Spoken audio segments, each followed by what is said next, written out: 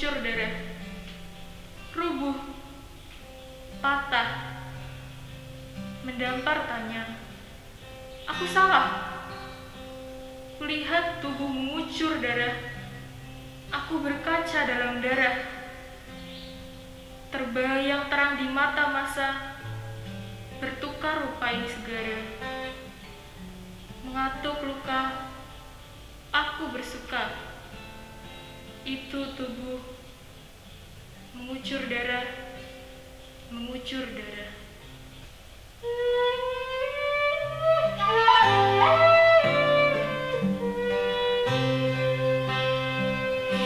Menjulang nyata atas bukit Kahala, terang benderang salibmu Tuhanku. Di sinarnya yang menyala-nyala, memancar kasih agung dan restu. Seluruh umat insan menengadah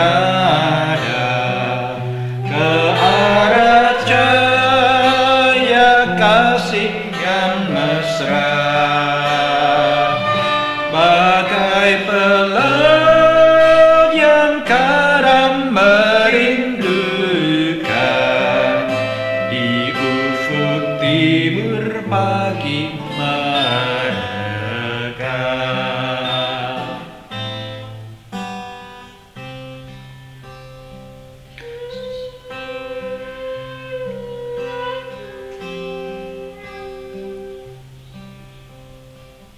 Salibmu Kristus, tanda pengasihan, mengangkat hati yang remuk redam,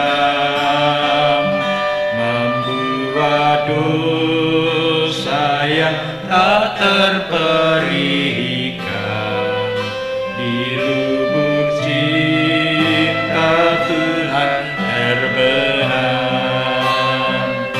Di dalam Tuhan kami balik lahir, insan bernoda kini berseri, teruras darah suci yang mengalir, disalib pada bukit Kalvari.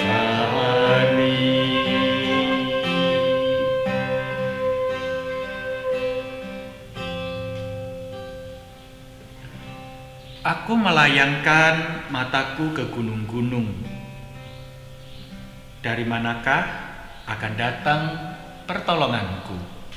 Pertolonganku ialah dari Tuhan yang menjadikan langit dan bumi. Ia takkan membiarkan kakimu goyah. Penjagamu tidak akan terlelap. Amin,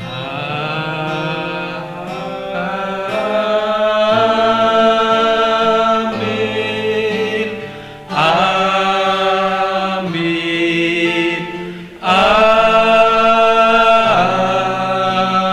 amin.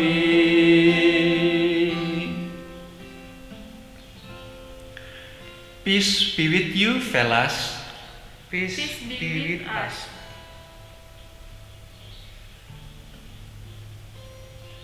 Teman-teman kasih, pernah nggak sih kita berpikir, untuk apa sih Tuhan itu disalib? Pernah nggak kita berpikir, bukankah Tuhan itu Maha Kuasa? Kenapa sih nggak menjadikan jari seperti Thanos dan atau Iron Man?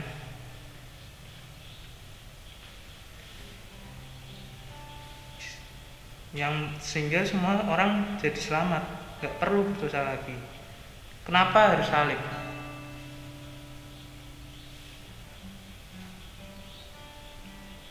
Dengan memandang salib Kristus, kita yang percaya padanya mengalami hidup yang kekal.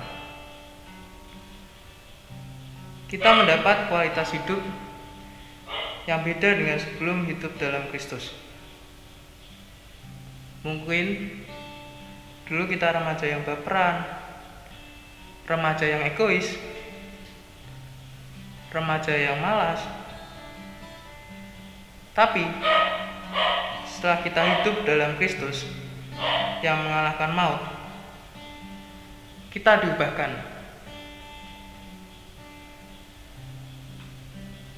Tahu gak sih, hidup kita harus seperti kupu-kupu. Dulunya jelek, jijik, gila nih kayak ulat. Tapi dalam Kristus yang mati dan bangkit, kita diubah menjadi butterfly, beautiful butterfly, kupu-kupu yang cantik, yang terbang kian kemari memberi kehidupan. Keren banget deh. Tuhan Yesus yang bangkit dari kematian itu senantiasa hidup. Ia bahkan hidup dan terus berkata-kata dalam hati kita.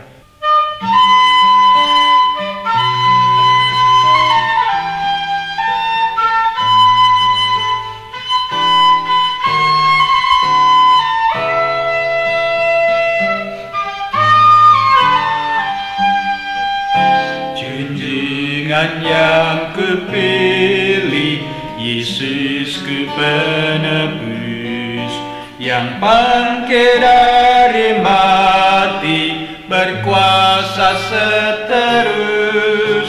Kendati banyak orang mengejek mencela, ku ikut suaranya lembut mesra. Benar-benarlah hidup Yesusku, bersamaku di jalanku, suaranya ku dengar. Benar-benarlah Yesusku, di mana dia aku dengar, di dalam hatiku.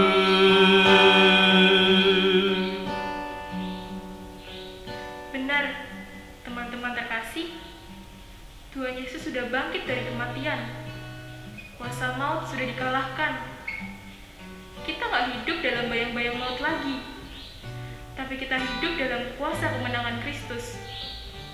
Mari kita jalani hidup kita ini dengan kegembiraan dan pengharapan, sebab Tuhan Yesus hidup. Ia hidup dalam hati kita.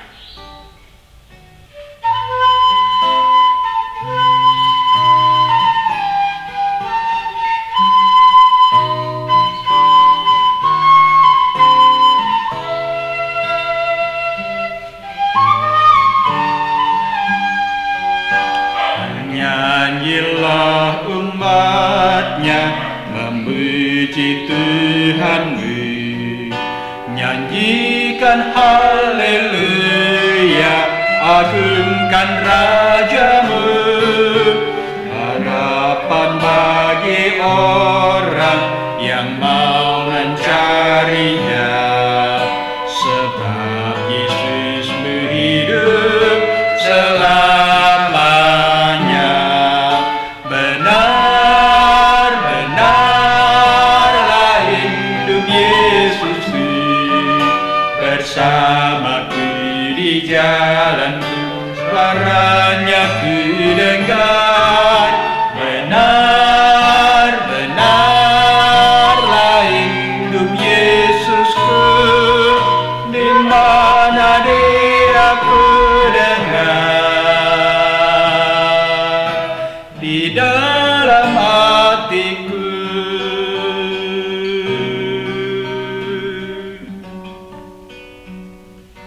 Teman-teman, kita berdoa dulu yuk sebelum kita membaca, mendengar, dan merenungkan firman Tuhan. Mari kita berdoa. Bapa Surgawi, kami bersyukur kepadamu bahwa kami boleh memiliki Allah yang hidup, Allah yang terus memelihara hidup kami, dan bahkan Allah yang senantiasa memberikan kehidupan bagi kami dengan memelihara hidup kami, melindungi hidup kami, memperjuangkan hidup kami. Dan di dalam hidup ini ya Tuhan, ada waktu di mana kami mau berhenti sejenak, bukan untuk ngapa-ngapain, tetapi untuk mendengarkan suara Tuhan. Dan oleh karena itu kami berdoa, kiranya ketika kami saat ini berdiam diri, Engkau boleh berkata-kata. Ketika kami membaca firman-Mu, maka suara Tuhan boleh kami dengar, bukan hanya di dalam telinga kami, tetapi seperti lagu yang sudah kami nyanyikan, suara Tuhan boleh kami dengar bersuara di dalam hati kami. Berfirmanlah, ya Bapa Surgawi, kami siap untuk mendengar. Kami memohon pertolongan Roh Kudus dalam nama Yesus Kristus, Tuhan dan Juru Selamat kami yang hidup. Amin. Teman-teman yang terkasih dalam Tuhan Yesus Kristus, hari ini kita masih berada di dalam suasana Paskah. Ya, orang Kristen tidak hanya satu hari memperingati kebangkitan Tuhan Yesus. Tahu enggak berapa hari orang Kristen atau gereja memperingati kebangkitan Tuhan Yesus? 2 hari? Nih. 3 hari? No. 4 hari? Nehi. Mau tahu berapa? 50 hari. Orang Kristen memperingati Paskah sepanjang 50 hari. Wow, keren, lama. Dan oleh karena itu tetap semangat ya. Hari ini kita mau baca satu bagian firman Tuhan yang terambil dari surat Rasul Paulus kepada jemaat di kota Roma.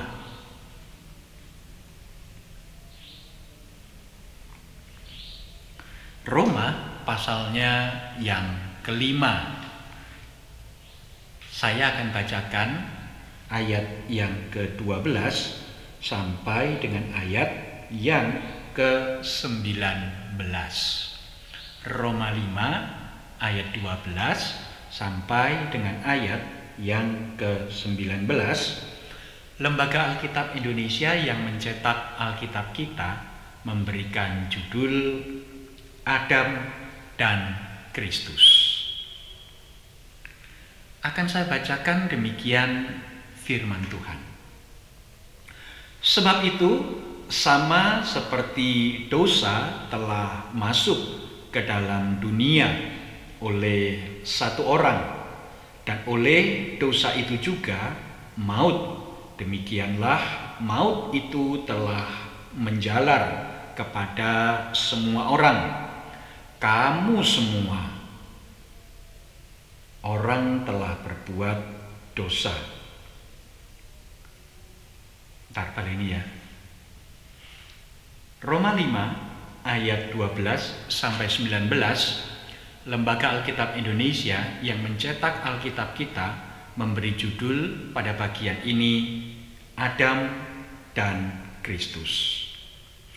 Sebab itu, sama seperti dosa telah masuk ke dalam dunia oleh satu orang, dan oleh dosa itu juga maut, demikianlah maut itu telah menjalar kepada semua orang, karena semua orang telah berbuat dosa.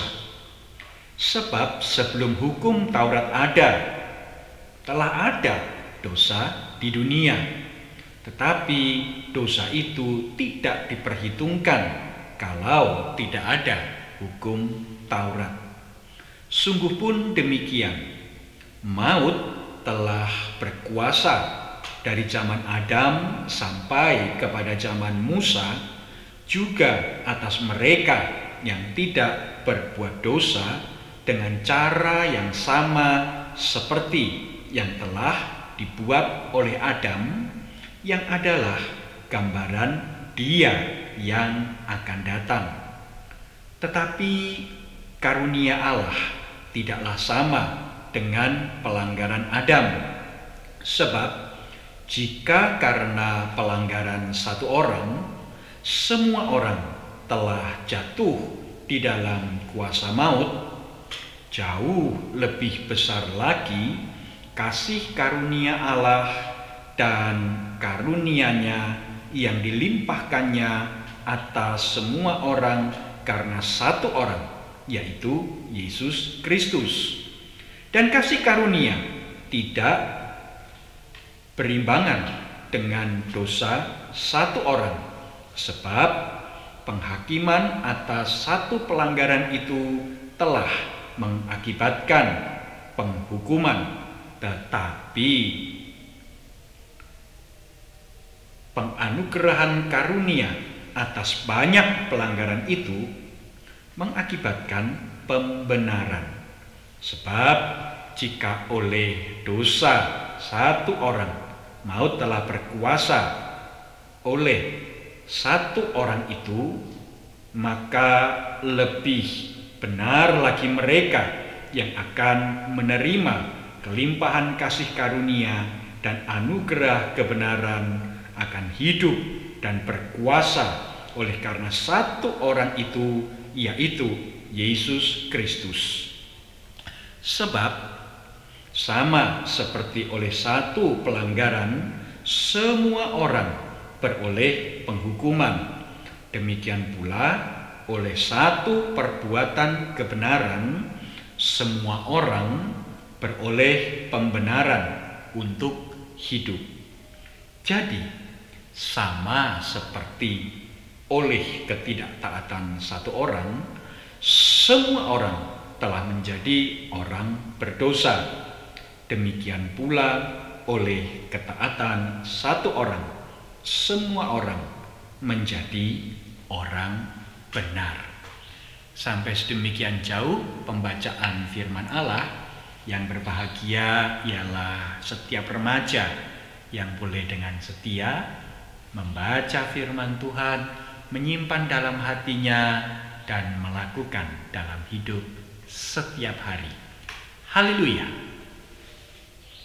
Teman-teman yang terkasih dalam Tuhan Yesus Kristus, hari ini kita akan bersama-sama ngobrol tentang makna Paskah, khususnya yang berkaitan dengan bacaan kita pada saat ini dalam ibadah kita. Oleh karena itu, ada beberapa temanmu yang akan tanya beberapa hal kepada saya. Oke, silakan yang mau tanya. Oke, untuk mengawali pada hari ini, saya pertama akan bertanya, apa sih arti kematian dan kebangkitan Tuhan?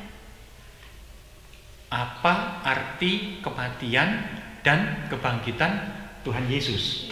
Iya.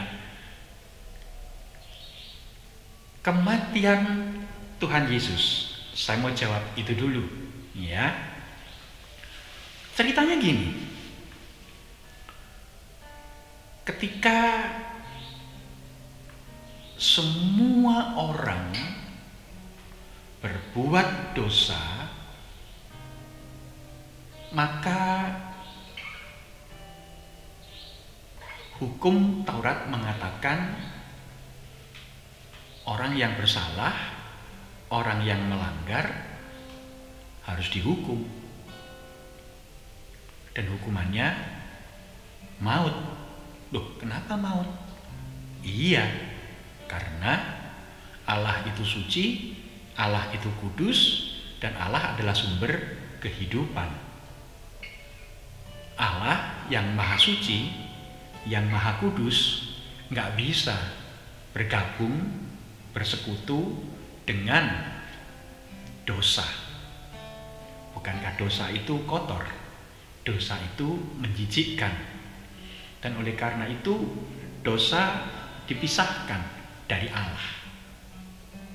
Nah, kalau terpisah dari Allah berarti ia terpisah dari sumber kehidupan. Dan berarti maut. Artinya semua orang harus mengalami maut. Itu yang Tuhan ucapkan kepada Adam, manusia pertama itu.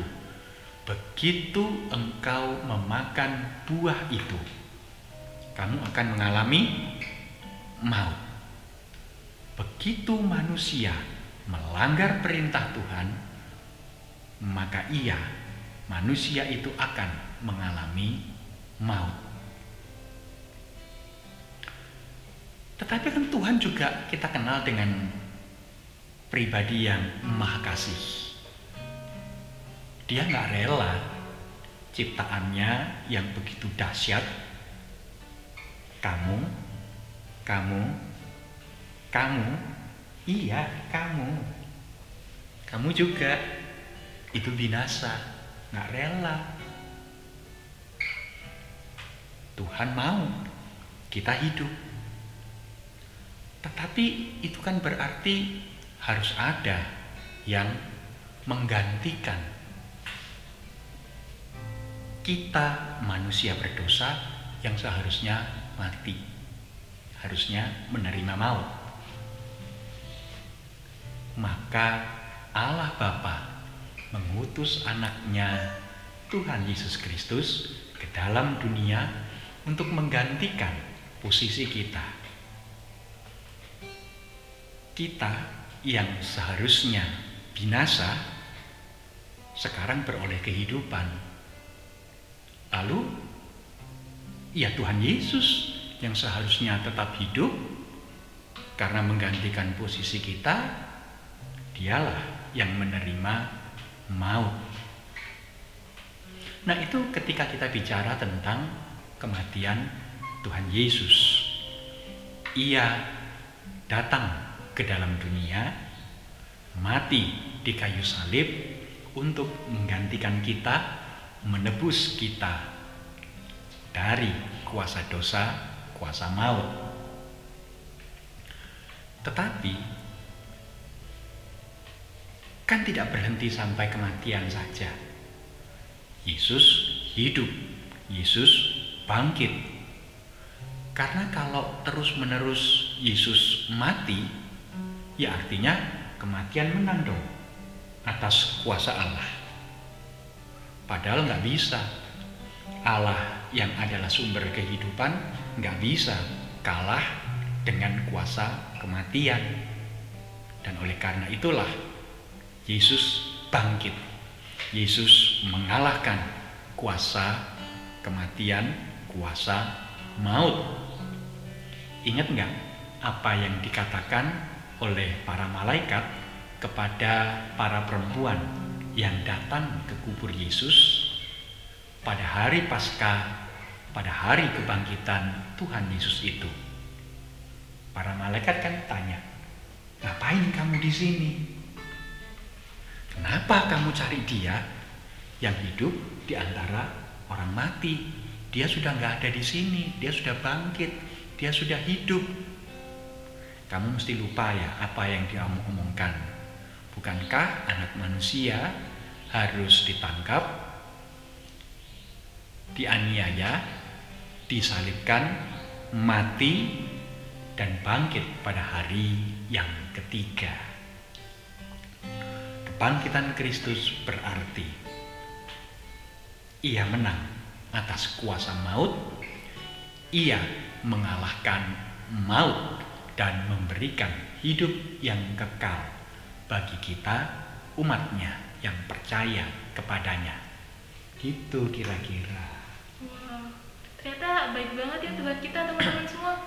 Dia mau mengorbankan nyawanya menggantikan posisi kita yang seharusnya kita mati, kita binasa karena maut. Tapi Tuhan mau menggantikan kita, bahkan Dia mau mengalahkan maut dan bangkit pada hari yang ketiga. Nah, buat pertanyaan selanjutnya boleh nih Kak Harel. Oke. Ya, itu ya tentang satu orang mati untuk menyelamatkan semua ya. Jadi, saya mau tanya, Pak, kalau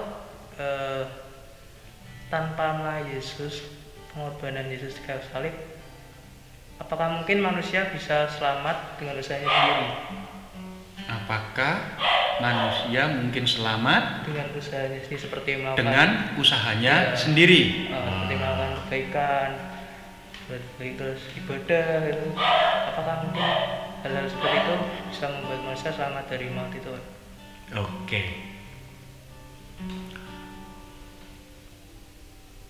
Apakah manusia mungkin mengalami keselamatan dengan usahanya sendiri tanpa kematian Kristus di kayu salib? Ya. Nggak bisa. Ya, jelas saya katakan nggak bisa. Kenapa? Yang menebus siapa? Kan gambarannya gini loh. Seseorang yang jatuh dalam dosa itu seperti orang yang jatuh ke dalam lumpur hisap atau pasir hisap. Pernah tahu nggak lumpur hisap atau pasir hisap? Pernah. Ya, itu di hutan biasanya. Ya, kalau kamu suka traveling, adventure ke hutan-hutan, hati-hati dengan satu wilayah yang namanya lumpur hisap atau pasir hisap, karena itu bahaya. Begitu ada yang kecemplung, kejebur, masuk ke dalam wilayah itu, dia nggak bisa keluar dengan kekuatannya sendiri. Semakin dia berusaha keluar dengan usahanya sendiri, itu akan semakin terhisap. Semakin ia meronta-ronta mau keluar dari kubangan lumpur hisap itu, lumpur hisap itu akan semakin kuat menghisap, sehingga orang yang jatuh ke dalamnya atau siapapun yang jatuh ke dalamnya akan semakin tenggelam, semakin tenggelam, semakin tenggelam. Nggak bisa orang keluar dengan kekuatannya sendiri. Nggak bisa orang keluar dengan kekuatannya sendiri. At least, setidak-tidaknya harus ada ranting atau akar pohon atau dahan di luar sana yang bisa digapai, bisa dipegang, dan kemudian orang ini mencoba menarik diri. Syukur-syukur nggak patah, syukur-syukur nggak putus. Tapi kalau begitu patah, begitu putus, ya say goodbye. Nggak bisa. Oleh karena itu harus ada pihak luar yang menarik, entahkah itu bentuknya dahan, ranting, akar seperti saya katakan tadi, dan yang paling baik ya orang yang kemudian mengulurkan tangannya, atau orang yang kemudian mengulurkan batang kayu, dahan, pohon, supaya mereka yang berada di dalam kubangan lumpur hisap itu bisa meraih dahan itu, batang itu, atau bahkan uluran tangan itu, dan kemudian ditarik. Tanpa itu nggak bisa. Nah, itulah kehidupan manusia. Begitu ia jatuh ke dalam kubangan dosa, nggak ada yang bisa menarik dia. Nggak ada yang bisa menyelamatkan dia, kecuali Tuhan Yesus sendiri. Sebab apa? Hanya Tuhan Yesus, pribadi yang tanpa dosa. Sesama orang, sama-sama ada di kubangan lumpur, gimana caranya mau menarik? Nggak bisa. Dan itu yang dikatakan oleh Rasul Paulus kepada jemaat di kota Roma. Bagian yang kita baca ini tadi, oleh satu orang, semua orang berdosa. Oleh satu manusia, yaitu Adam, semua manusia berbuat dosa, jatuh dalam dosa. Artinya apa? Ya semua orang masuk di dalam kubangan lumpur itu. Hanya anak Allah, hanya Allah sendiri yang turun ke dalam dunia, yang mengulurkan tangannya, akan mampu menarik seseorang keluar dari kubangan lumpur dosa yang terus menghisap dia. Kira-kira jawabannya gitu, Harap. Makasih Pak. Wah, keren.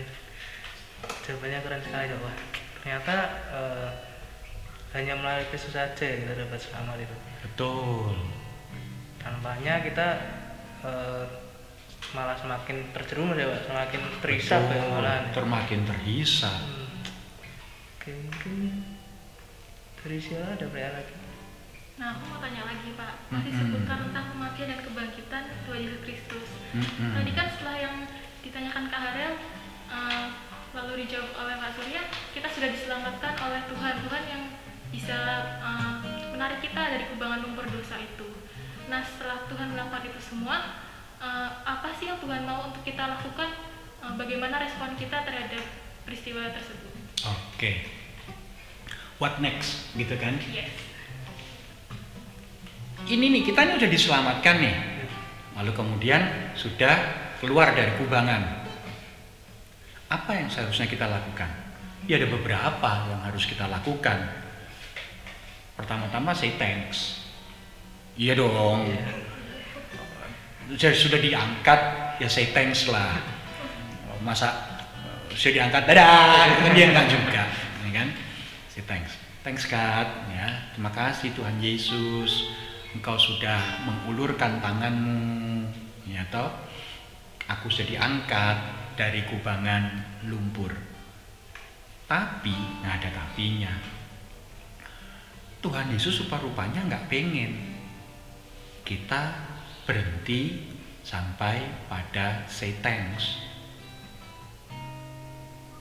Dia akan bertanya, so what gitu loh. What next? Setelah kamu selamat, setelah kamu tidak lagi berada di kubangan lumpur dosa, setelah kamu keluar dan sekarang menikmati kehidupan,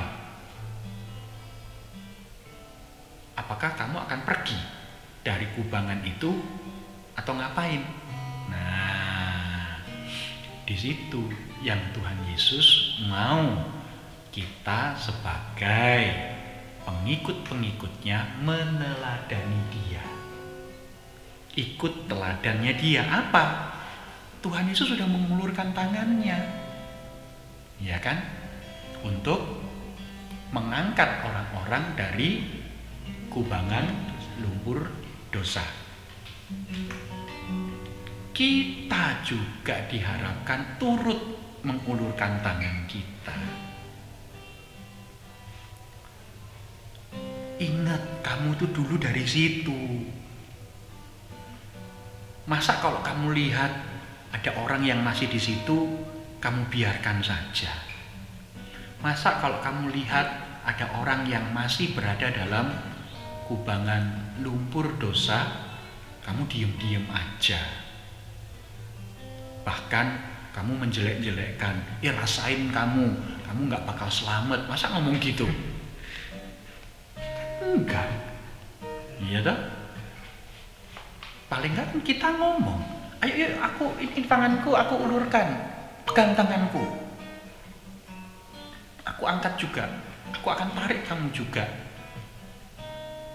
Tapi bukan dengan kuasaku ya, bukan dengan kekuatanku ya, tapi dengan kekuatan Kristus. Ya, aku angkat, aku tarik kamu juga. Itu yang Tuhan Yesus kehendaki.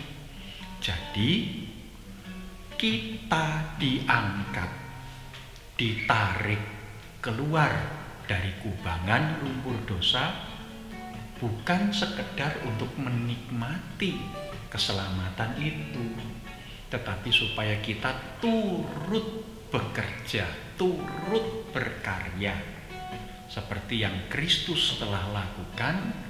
Kita pun ikut mengulurkan tangan menarik orang keluar dari kubangan lumpur dosa. Tuh. Nah, rupanya kita harus yang pertama tentu saja berterima kasih ya. Iya. Lalu kita juga harus meneladani Tuhan. Kita harus seperti Dia.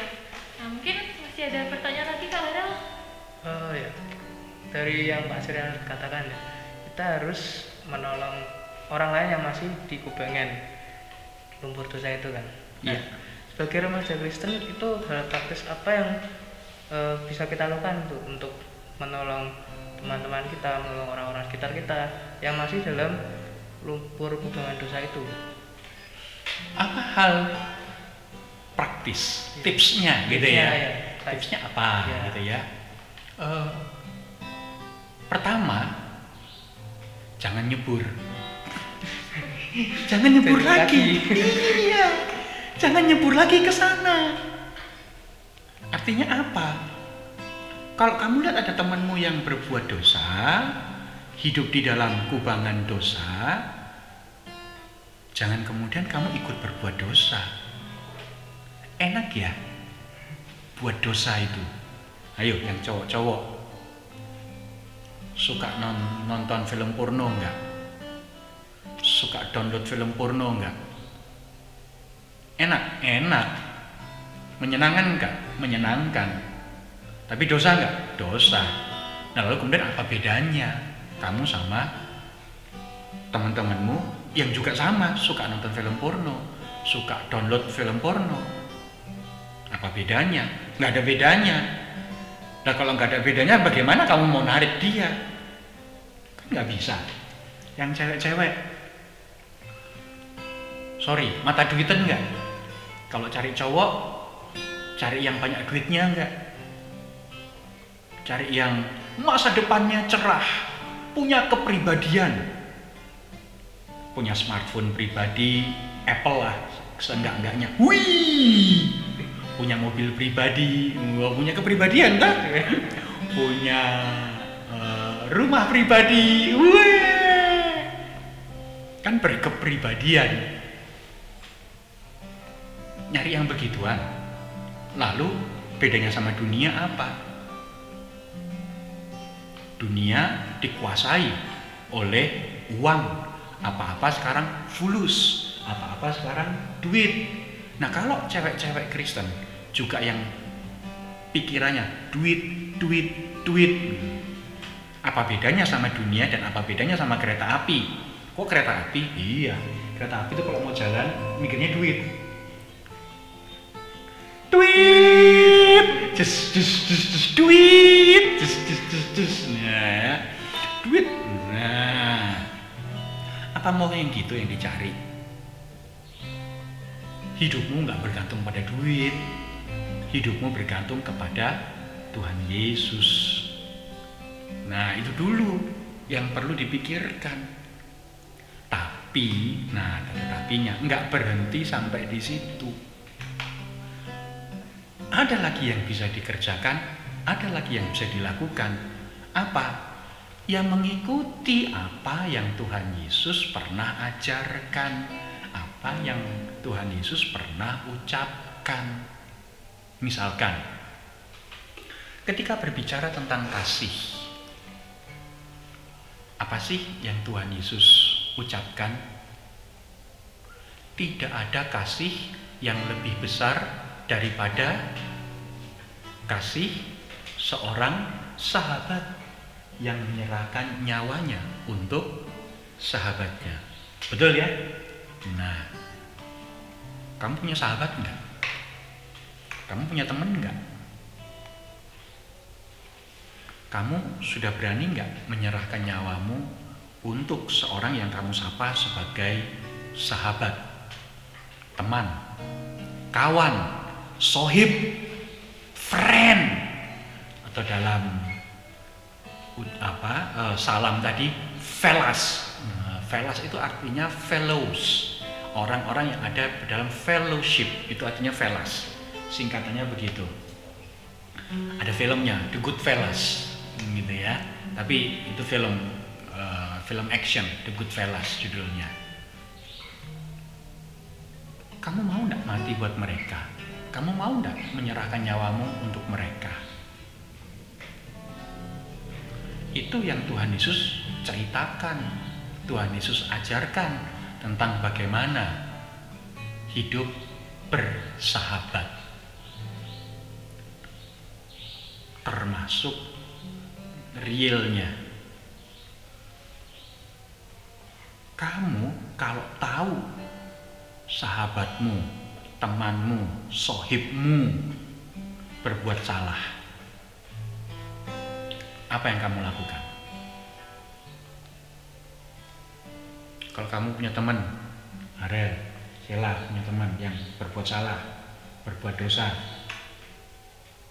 apa yang kamu lakukan terhadap dia? Menegur. Menegur? Menegur? Atau diam aja? Menegur. Pasti? Pasti ya. Banyak yang enggak loh. Banyak yang mendiamkan. Nanti kalau dia marah sama aku gimana? Kalau dia menjauhi aku gimana? Kalau selama ini dia ngasih aku duit, selama ini dia ngirimin aku pulsa, selama ini dia main game online sama aku, lalu kemudian aku tahu dia berbuat salah, lalu aku ingatkan, aku tegur, terus dia nggak mau ngomong lagi sama aku gimana? Pernah kepikir gitu? Terus tetap negur? Iya, puji Tuhan kalau begitu. Next, kalau ternyata dia nggak suka sama kita, aku tuh sudah kasih kamu pulsa, ajak kamu bermain, apalagi kalau temennya ini cowok yang naksir kamu. Aku udah beliin kamu ini, udah beliin kamu itu. Beliin apa sih? Ya beliin tip X, misalkan begitu. Alah tip X, alah pulsa berapa sih? 15.000. Tapi sekarang yang terjadi, aku malah dijelek-jelekkan sama dia. Jangan temenan sama Harel, jangan temenan sama Sheila. Jauh-jauh dari Harel, jauh-jauh dari Sheila, orangnya nggak tahu terima kasih. Sudah dikasih ini, sudah dibeliin itu, masih aja marah-marah sama aku, nggak mau mendukung aku. Katanya aku sahabat, tapi ternyata malah nusuk aku dari belakang. Nah lo, masih mau negur nggak kalau kayak gitu? Semua teman-temanmu jadinya, oh gitu, ternyata Sheila gitu, ternyata Harel begitu. Nah lo, masih mau negur? Berat itu. Iya kan? Berat loh itu. Tapi kamu anggap dia temanmu enggak? Kamu masih mau tegur dia enggak? Nah, gak usah dijawab, biar teman-teman yang jawab sendiri dalam hati mereka. Ya, kamu benar-benar teman, sahabat, atau gimana? Mas Dodi sama Mas Billy gimana? Tegur nggak? Tegur? meskipun dijauhi, Ya. sip. Itu hal praktis loh.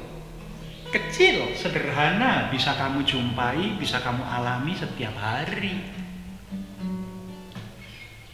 Tapi berat. Berat.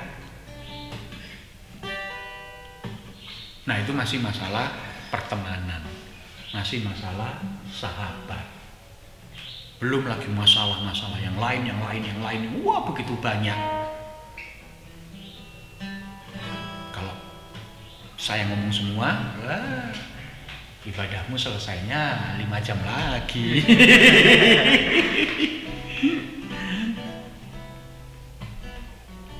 Oke, masih ada lagi? Oke, berarti yang pertama kita nggak boleh balik ke dosa lagi ya berarti Pak. Iya. Terus hidup kudus gitu ya. Terus kemudian lanjut ke step yang sebenarnya kita menegur, kayak mau menegur gitu ya. Betul. Mau mengingatkan. Mengingatkan ya. Jadi gitu teman-teman, tetap menegur walaupun nanti teman kalian menjelekkan lah. Ada risikonya. Ya, pasti ada risikonya untuk menegur orang itu. Apalagi kan kita menegur yang salah gitu, pasti kan ada risikonya. Tapi ditegur dalam kasih ya. Yeah. Teman-teman kalau mau mengingatkan, kalau mau menegur orang, jangan lupa berdoa dulu ya. Jangan lupa berdoa dulu, minta supaya Roh Kudus bekerja dalam hati temanmu itu, ya. Yang ketiga, berbagi kasih. Itu yang paling real, karena Tuhan Yesus ketika dia hidup di dunia ini, ya dia terus berbagi kasih. Dan bentuk real dari berbagi kasih itu adalah, saya jadi keinget seorang yang bernama Elie Wiesel. Elie Wiesel, seorang yang sangat bijaksana, pernah berkata, jangan pernah berhenti untuk berpihak. Loh kok bisa? Iya. Berpihak itu penting. Kenapa?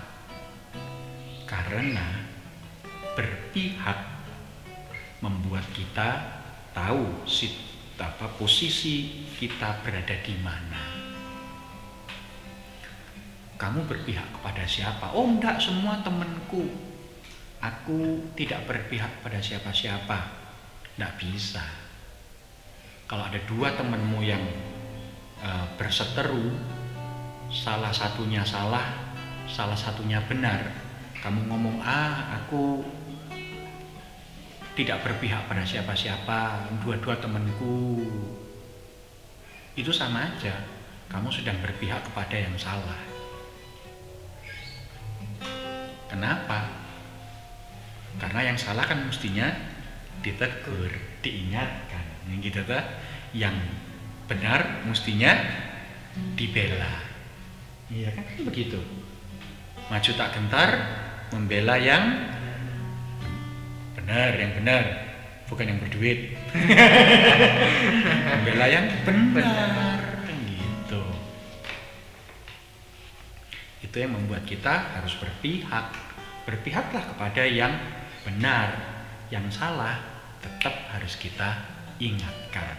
Elie Wiesel memberikan satu wejangan yang begitu baik.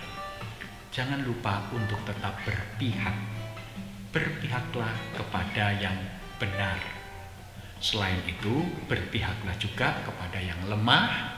Berpihaklah kepada yang tertindas. Kalau kamu lihat ada teman-teman yang di sekolah dibully, jangan kemudian nyorai, ayo terus, enggak. Jangan kemudian menertawakan. Itu sama saja dengan kamu berpihak kepada yang membuli. Dan itu sama saja dengan kamu ikut membuli. Berpihak harus kepada yang terbuli. Orang yang, teman yang direndahkan, yang dihina oleh mereka yang merasa diri kuat. itu bentuk kasih. Kasih itu selalu berpihak. Contohnya Allah sendiri. Allah berpihak kepada kita. Allah berpihak kepada kita loh, nggak berpihak kepada dosa loh. Padahal kita dibully sama dosa. Kita dibully sama kuasa maut. Iya kan? Keren Allah itu. Ya kira-kira itu tips-tips praktisnya.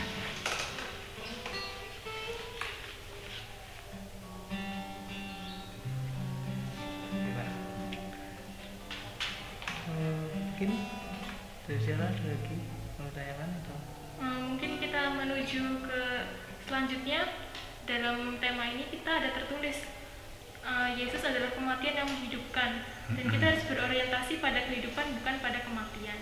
Iya. Mungkin bisa dijelaskan Pak itu bagaimana artinya dan menerapkannya dalam kehidupan kita sebagai remaja. Iya. Yesus sudah mengalami kematian. Lewat itu sudah. Gitu. Berarti kuasa maut sudah dikalahkan.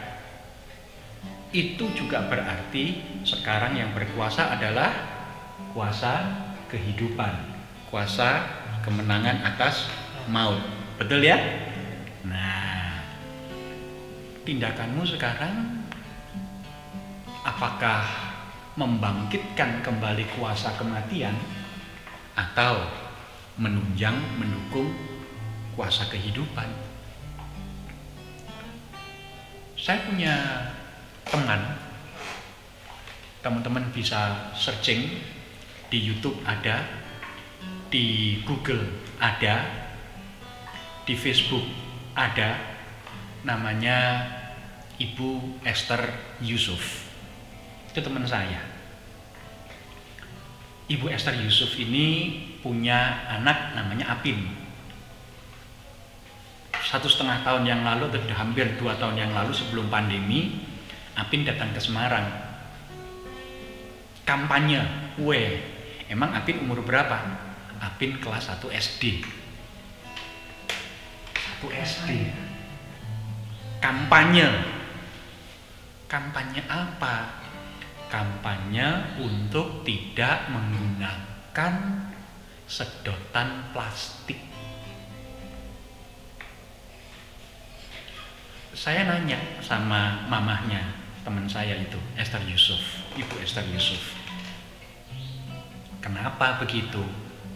Lalu dia menjawab, tahu nggak bahwa dunia kita, bahwa bumi kita, bahwa Indonesia ini sudah dipenuhi sampah plastik, dan Indonesia menjadi penyumbang nomor 2 sampah plastik di dunia. Sampah plastik itu tahu bentuknya apa? Kantong kresek sama sedotan. Setiap kali kamu minum pakai sedotan plastik, kan nggak kemudian dipakai lagi sama orang lain. Begitu dipakai sama orang lain yang jijik itu, dibuang toh. Nah, itu sudah menyumbang berapa persen dari polusi akibat sampah plastik. Apin 1 SD waktu itu ya, sekarang beri kelas 3 kalau gitu ya, kelas 1 waktu itu kampanye kemana-mana, buat poster, buat tulisan, buat rekaman, sampai rumahnya itu di Jakarta, ke Semarang, ke Solo, ke Jogja, ke Demak, ke Kudus, di Jakarta sendiri, di Bandung, Bogor, kemana-mana, Surabaya, cuman ngomong satu aja, jangan pakai sedotan plastik. Itu bentuk dari usaha untuk mengangkat kehidupan, usaha untuk mempertahankan kehidupan. Entahkah kehidupan kita sebagai manusia, entahkah itu kehidupan ciptaan yang lain yang seringkali terpolusi oleh sampah sedotan plastik dan kantong kresek. Teman-teman bisa nggak melakukan itu? Nggak pakai sedotan plastik? Bisa nggak? Nah, itu bentuk real dari apa yang dimaksud di dalam tulisan Rasul Paulus. Kristus sudah mati, sudah lewat, dia adalah kehidupan. Lalu kemudian kita ikut mengerjakan tindakan-tindakan yang mengusahakan, memperjuangkan, memelihara kehidupan. Contoh paling real dan sederhana, jangan pakai sedotan plastik. Kira-kira gitu. Mungkin ada pertanyaan terakhir dari Kak Arel.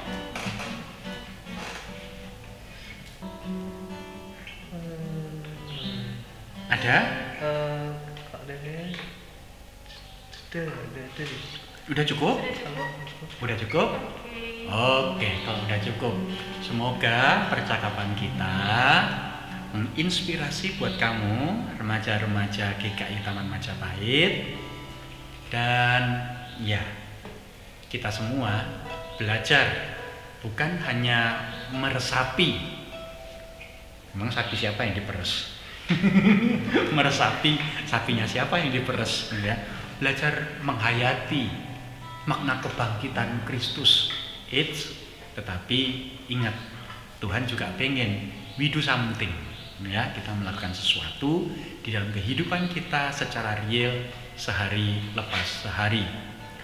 Apa yang kita bicarakan, contoh-contoh, tindakan-tindakan, tips-tips praktis, itu masih sebagian kecil dari begitu banyak tindakan untuk memperjuangkan kehidupan.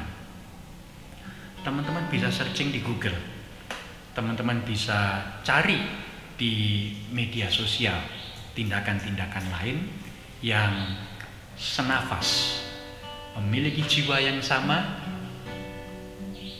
mengangkat, memperjuangkan, memelihara, dan melindungi kehidupan.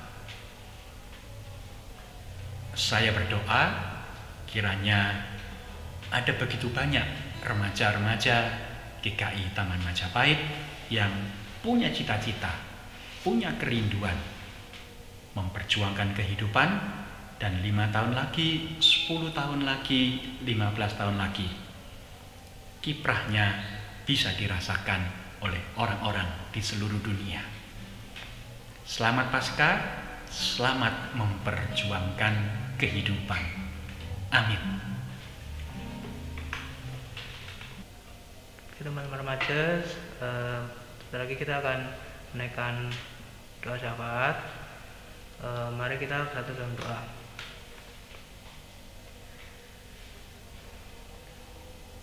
Adalah Bapa yang sebaik, yang sudah menebus kami melalui pengorbanan Tuhan Yesus Kristus untuk menyelamatkan kami yang telah mati dan bangkit dan hidup. Kami akan menaikkan doa kami. Kami akan berdoa bagi bangsa dan negara kami yang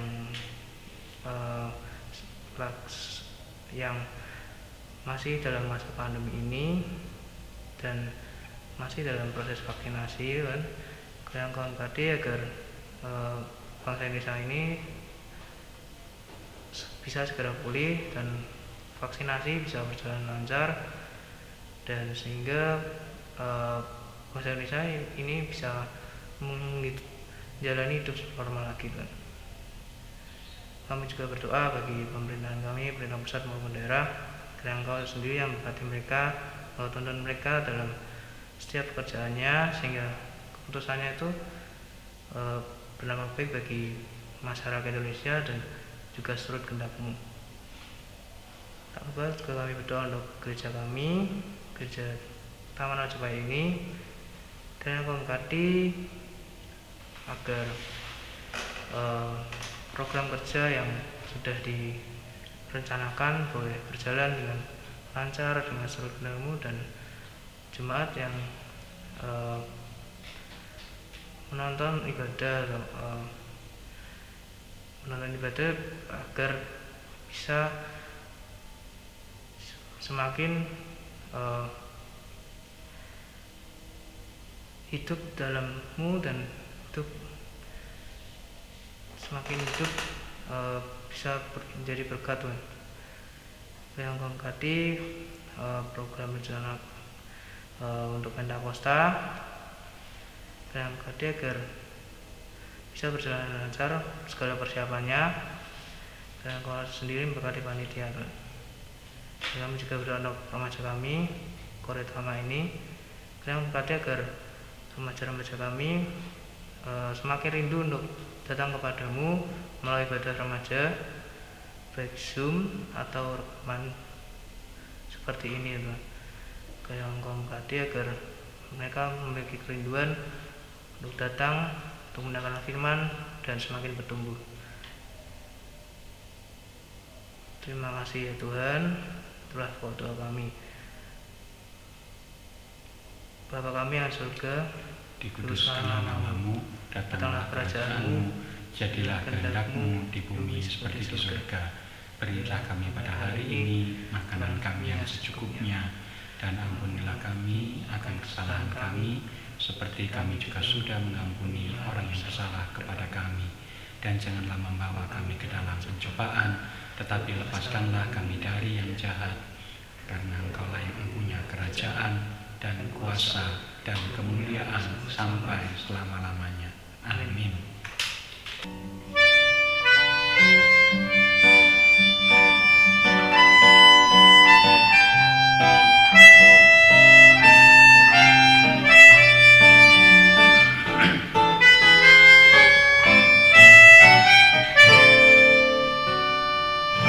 God sent His Son, they called Him Jesus. He came to love, heal and forgive. He lived and died to buy my pardon. An empty grave is there to prove my Savior lives. Because He lives, I can face tomorrow. Because He lives, all fear is gone. Because I know He holds the future, and life is worth living just because He lives.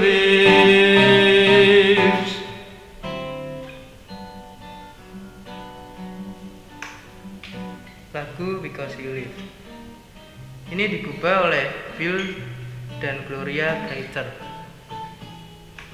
sepasang suami istri yang melayani sebagai tenaga pelayan gerejawi di bidang musik.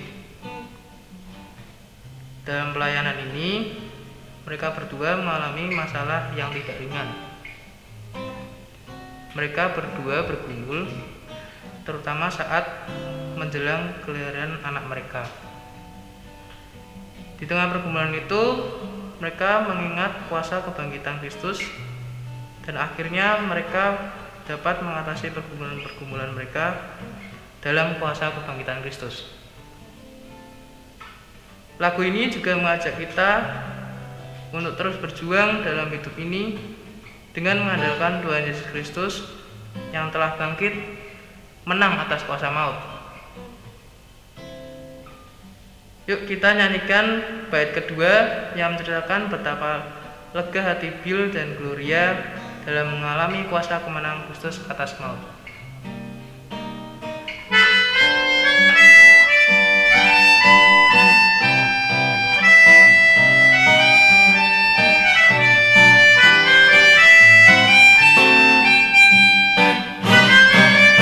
How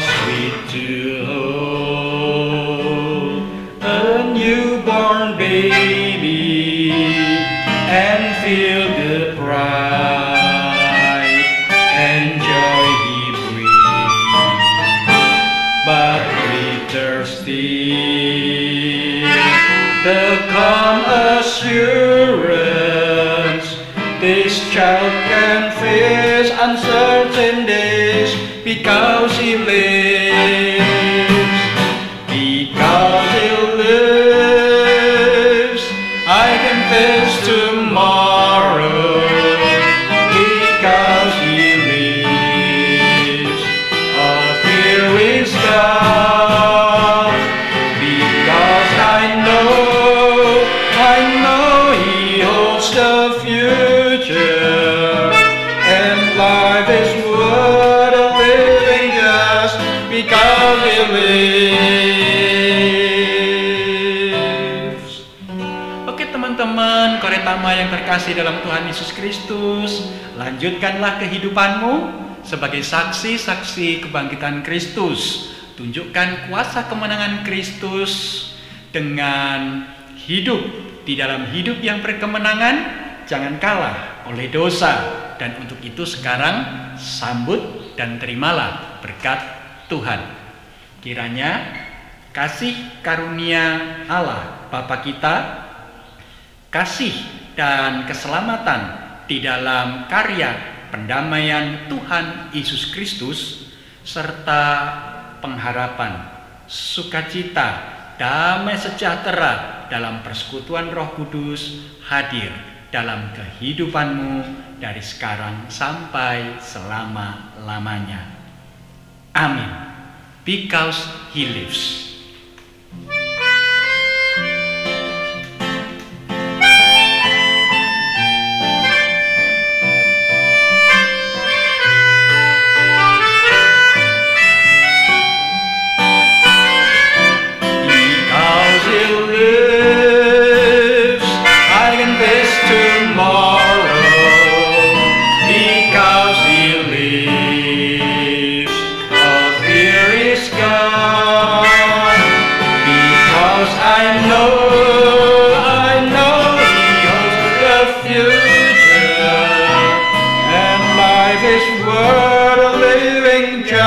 Because He lives. Ingatlah, Yesus sudah bangkit. Selamat Paskah, Tuhan memberkati. Yeay.